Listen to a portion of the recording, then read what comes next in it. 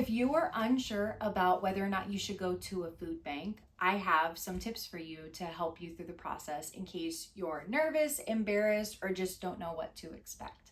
So, number one, what I recommend is that you check the website of the food bank that you're thinking about going to, because often they can provide really detailed information like hours that they're open, what you need to bring if you need to bring anything at all, and the community that they serve at large. They often include certain statistics about the area that they serve, which is pretty cool. So you can also see that you're not the only one that is needing help at this particular time and that relies on this wonderful resource for the community.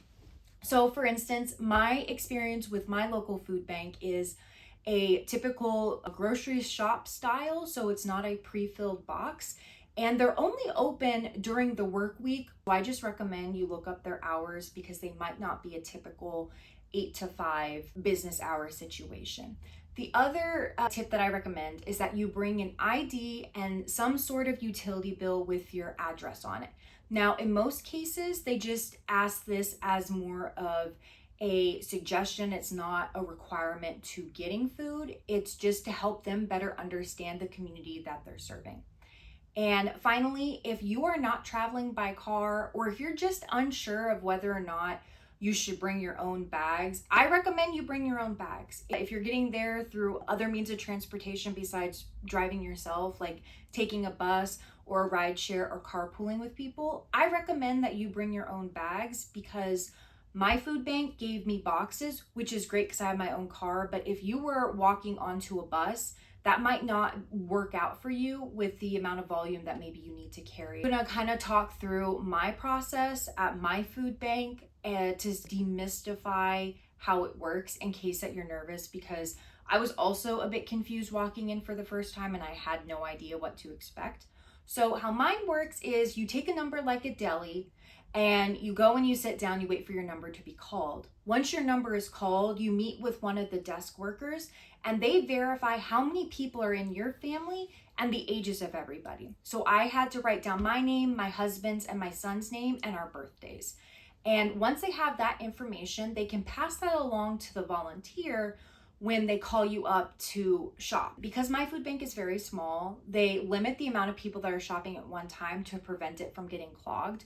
When your name is called, they already know how many people are in your family, the ages of people in your family, and the amount that you're allowed to get per your family size. So mine allows us to get unlimited produce, but there are set limits on the amount of canned goods we can get, meat, bread, those kinds of categories. The other interesting part of my food bank that I was surprised to see was dog and cat food was there, baby formula, as well as some diapers that you're allowed to take. And so if you're somebody that's struggling right now to feed your pets and all your humane societies are totally overloaded with need and there's not enough resources, I recommend you go to your food bank because you might actually be able to find what you're looking for. The other aspect of my food bank that I was impressed to see was they had household essentials and hygiene supplies. Those can eat into a budget and be very expensive, especially if you're buying for multiple members of your family or you're doing loads of laundry because you have little kids like I am over here. So they had things from laundry detergent to shampoo and conditioner to even period supplies. So if anybody that's struggling to afford period supplies, I recommend you check out your food bank. This is just a wonderful resource that oftentimes does not require you to prove your income. It's based on need. So let's say you're working a full-time job, but you have an unexpected bill come up and you have to pay that, and that really leaves you nothing to feed your family for 2 weeks. Instead of getting a credit card or putting it on a credit card, go to your food bank. That's what it's there for. The volunteers there are very kind, very respectful. They will not judge you if you're driving an expensive car or that you don't, quote, look poor enough. So don't feel embarrassed about needing to use your food bank because it's there for the community. I remember feeling kind of embarrassed by going because you're admitting that this basic need you can't provide for yourself. And that can get in your head when you're just trying to do the best that you can and make it through the day. And so I just recommend that if you're out there and you're struggling and you're really on the fence about whether you should go or not, I recommend that you go. It is a resource that relies on community power and community need. So the more that people go, the more resources that they'll have to offer. It's good to have them around because you never know when you might be in a situation that you'll need one.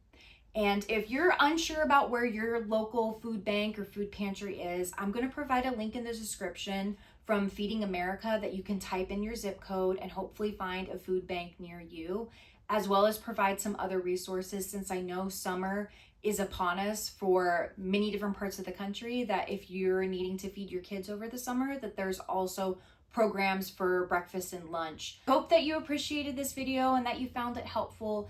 If you're curious about the kind of food that you get, I have some videos up. I also have a video about what I made with my food bank haul in case you're a little intimidated by the kind of ingredients that you might receive.